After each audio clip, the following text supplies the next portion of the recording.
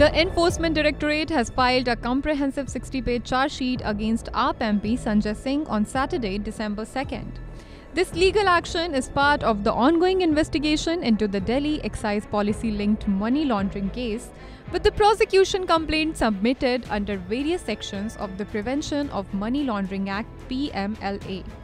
Notably, this marks a supplementary charge sheet in the case, adding to the 5 complaints filed by the agency earlier. Mr. Sanjay Singh, a Rajya Sabha MP affiliated with the Aam Aadmi Party (AAP), found himself in the crosshairs of the Enforcement Directorate, leading to his arrest in October. The anti-money laundering agency alleged that the businessman Dinesh Arora handed over ₹2 crore in cash at the residence of the Rajya Sabha MP Sanjay Singh in 2 installments. Mr. Singh vehemently denies these claims. This arrest is part of the ED's money laundering investigation linked to the 2021-22 Delhi excise policy case, making him the second high-profile AAP leader following Manish Sisodia to be detained in connection with the case.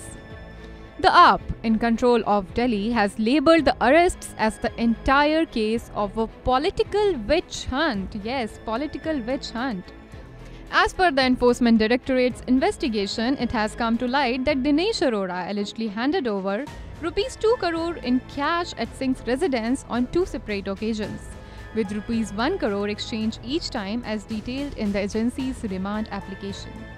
The alleged cash transactions took place between August 2021 and April 2022, raising further questions in the ongoing legal saga, or we should say the political saga.